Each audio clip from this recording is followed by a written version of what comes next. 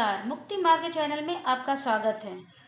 जीवन में सफल होना कौन नहीं चाहता है। हर किसी की इच्छा होती है कि वह जिस किसी में भी हाथ लगाए उसे 100% सफलता मिले। लेकिन क्या ऐसा हो पाता है? किसी को सफलता मिलती है और किसी को अपेक्षित सफलताएं नहीं मिलती है। तो ऐसा क्या किया जाए कि जिससे हमें 100% सफलता मिले और सारी समस्याएं दूर हो जाएं। तो आइए जानते हैं भगवती महाकाली की साधना के बारे में और इसके ताबीज़ धारण करने के क्या लाभ होते हैं, यह हम अपने वीडियो में बताने जा रहे हैं। भगवती महाकाली 10 महाविद्याओं में से एक प्रमुख महाविद्या शक्ति और काली कुल की अधिष्ठात्री है, जिन्हें सृष्टि की मूल शक्ति कहा जाता है और इन्हीं से समस्त महाविद्याओं की उत्पत्ति हुई है। समस्त महाविद्याएं, समस्त शक्तियां इन्हीं का विस्तार और स्वरूप है। यह वह मूल विद्या है जो इस ब्रह्मांड में सब कुछ दे सकने में समर्थ है। केवल यही वह महाविद्या है जिनको शांत करने के लिए शिव को भी पैरों के नीचे आना पड़ता है। यही वह शक्ति है जिनके निकलने पर शिव भी शव हो जाते हैं। इनके बिना किसी शक्ति की उत्पत्ति ही संभव नहीं। जब सारे रास्ते बंद हो जाएं, तब यह एकमात्र शक्ति है जो सारे रास्ते खोल सकती है। जहां सारी महाविद्याओं का किसी कार्य विशेष में प्रभाव पड़ता है, तब उनके साथ काली को ही संयुक्त करना पड़ता है। इन्हीं से सृष्टि उत्पन्न होती है और इन्हीं में विलीन हो जाती है। सभी महाविद्याओं का कार्यक्षेत्र सृष्टि उत्पत्ति से पालन और विभिन्न समस्याओं का निवारण तक है, किंतु भगवती काली ही वह है जो पुनः उत्पन्न कर सकती है, कर्मानुसार स्थान दे सकती है, यहाँ तक कि केवल यही इस भवसागर से मुक्त भी कर सकती है, अर्थात केवल यही मोक्ष दे सकती है। यही मूलाधार की अधिष्ठात्री है जिसके बिना न जीवन उत्पन्न हो सकता है, न सृष्टि हो सकती है। इन्हीं सब कारणों से तांत्रिक समुदाय में मूल उपासना काली की होती है, और चाहे वैदिक ग्रंथ हो, शास्त्र हो, तांत्रिक हो, बौद्ध हो, जैन हो अथवा कोई भी साधना हो, पद्धति हो, शास्त्र हो, काली हर जगह उपस्थित होती है, स्वरूप और नाम भले ही अलग हो। यह पौराणिक ग्रंथ मार्कंडेय पुराण के सप्तशती में दुर्गा के स्वरूपों में भी है, जिन्हें वैष्णव, वैदिक और तांत्रिक सभी मानते हैं। यह ब्रह्म पुराण के 10 महाविद्या में भी है, जो तंत्र का मूल ग्रंथ में से एक है। यह सभी आगमों में भी उपस्थित है, तो इनके बिना निगम भी अधूरे हैं। इनकी उपस्थिति वेदों में तो है ही, ज्योतिष में भी है, तंत्र में तो आवश्यक रूप से ही है। अन्य महाविद्याएं अथवा दुर्गा के अन्य स्वरूप एक दूसरे के मूल ग्रंथों में कम मिलते हैं, पर काली हर जगह अनिवार्य रूप से होती है। इसी से इनके प्रभाव को समझा जा सकता है। इनके बिना कुंडलिनी जागृत नहीं हो सकती, क्योंकि कुंडलिनी इन्हीं के अधीन और इन्हीं के क्षेत्र में आती है। इनकी सक्रियता के बिना न कुंडलिनी सक्रिय हो सकती है, न तो जीव ही कार्यरत रह सकता है, और न ही वह कोई सृष्टि अर्थात संतान ही उत्पन्न कर सकता है। यही श्यामा रूप में पूजित होती है, यही कामाख्या रूप में पूजित होती है, यही दुर्गा रूप में पूजित होती है, और यही श्री विद्या रूप में भी पूजित होती है। यह श्री विद्या के साथ संयुक्त होने पर श्यामा सुंदरी हो जाती है और रुद्र के साथ जुड़कर रुद्र काली हो जाती है। महाकाली यंत्र माता काली का निवास माना जाता है, जिसमें वह अपने अंग विद्याओं, शक्तियों, देवों के साथ निवास करती है। अतः यंत्र के साथ इन सब का जुड़ाव और सानिध्य प्राप्त होता है।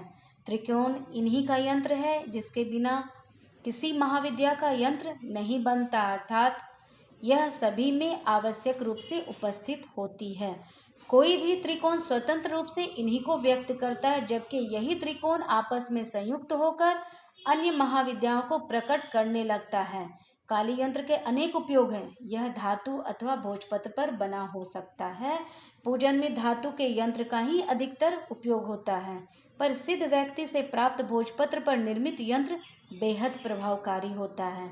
धारण हेतु भोजपत्र के यंत्र को धातु के खोल में बंद कर उपयोग करते हैं। जब व्यक्ति स्वयं साधना करने में सक्षम न हो, तो यंत्र धारण मात्र से उसे समस्त लाभ प्राप्त हो सकते हैं।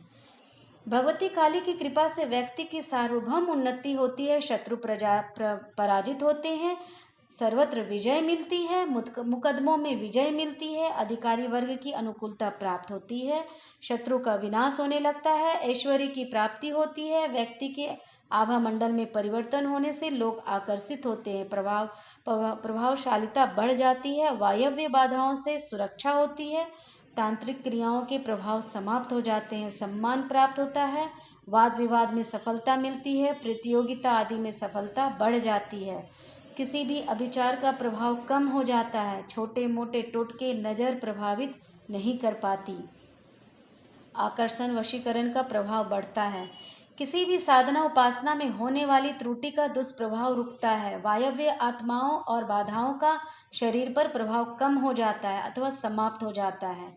यह समस्त प्रभाव यंत्र धारण से भी प्राप्त होते हैं और साधना से व्यक्ति में स्वयं यह शक्ति उत्पन्न होती है। यंत्र धारण से यंत्र के कारण यह उत्पन्न होता है। अतः आज के समय में यह साधना अथवा यंत्र धारण बेहद उपयोगी है। जो लोग शत्रु विरोधी से परेशान हैं, अधिकारी वर्ग से परेशान हैं, वायवीय बाधाओं से परेशान हो, नवग्रह पीड़ा से पीड़ित हो, जिनके कार्य क्षेत्र में खतरे की संभावना हो, दुर्घटना की संभावना अधिक हो, स्थायित्व का अभाव हो, बार बार स्थानांतरण से परेशान हो, ठीक से कार्य न कर पाते हो, ऊर्जा उत्साह शक्ति की कमी हो, जिन्हें बहुत लोगों को नियंत्रित करना होता हो, उनके लिए यह बहुत उपयोगी है। जो लोग बार बार रोग आदि से परेशान हो, असाध्य और लंबी बीमारी से पीड़ित हो अथवा बीमारी हो किंतु स्पष्ट कारण न पता हो, कोई अंग ठीक से कार्य न करता हो, स्वास्थ्य कमजोर हो, नपुंसकता हो अथवा स्त्रियों में स्त्री जन्य समस्या हो, डिम बनने में समस्या हो, कमर जांघों हड्डियों की समस्या हो, मोटापे से परेशान हो, आलस्य हो, कहीं मन न लगता हो, चिंता तनाव डिप्रेशन हो, पूर्णिमा अमावस्या को डिप्रेशन अथवा मन का विचलन होता हो, हमेशा बुरा होने की आशंका बनी रहती हो अथवा किसी परिवार के अनिष्ट की संभावना लगती हो, अकेले में भय लगता हो अथवा बुरे स्वप्न आते हो, कभी महसूस हो कि कमरे में अथवा साथ में कोई और है किंतु कोई नज़र न आए, कभी लगे कोई छू रहा है अथवा पीड़ित कर रहा है, कभी कोई आभासी व्यक्ति दिखे अथवा आत्मा परेशान करे, आय के स्रोतों में उतार चढ़ाव से परेशान हो, ऐसा लगता हो कि किसी ने कोई अभिचार किया हो सकता है या लगे कि कोई अपना या बारी अनिष्ट चाहता है, तो ऐसे व्यक्तियों को भगवती काली की साधना आराधना पूजा करनी चाहिए। साथ ही सिद्ध साधक से बनवाकर काली यंत्र चांदी के ताबीज में धारण करना चाहिए। यदि साधना उपासना न कर सके तो भी कवच अवश्य पहनना चाहिए। कवच धारण से अनेकों लाभ होते हैं। दोष, स्थान दोष, मकान दोष, पितृदोष, वास्तु दोष का प्रभाव व्यक्ति पर से कम हो जाता है क्योंकि अतिरिक्त ऊर्जा का संचार होने लगता है उसमें। यह समस्त प्रभाव यंत्र धारण से भी प्राप्त होते हैं और साधना से भी। साधना से व्यक्ति में स्वयं यह शक्ति उत्पन्न होती है। यंत्र धारण से यंत्र के कारण यह उत्पन्न होता है। यंत्र में उसे बनाने वाले साधक का मानसिक बल उसकी शक्ति से अवतरित और प्रतिष्ठित भगवती की पारलौकिक शक्ति होती है, जो वह संपूर्ण प्रभाव प्रदान करती है जो साधना में प्राप्त होती है। अतः आज के समय में यह साधना अथवा यंत्र बेहद उपयोगी है, किंतु धारणीय यंत्र का कम से कम 21,000 मूल मंत्रों से अभिमंत्रण और उपयुक्त मुहूर्त में विधिवत तांत्रिक विधि से प्राण प्रतिष्ठा होना आवश्यक है, अन्यथा मात्र रेखाएं खींचने से कुछ नहीं होने वाला, जब तक कि उन रेखाओं में भगवती को प्रतिष्ठित न किया जाए और उपयुक्त शक्ति न प्रदान की जाए। मैं अपने आने वाले वीडियो में और भी कुछ जानकारी दूंगी। मेरी वीडियो अच्छी लगती हो सब्सक्राइब करें, लाइक करें, शेयर करें, कमेंट करें, बेल बटन को दबाएं ताकि मेरी आने वाली अगली वीडियो की नोटिफिकेशन आप तक सबसे पहले पहुंच सके।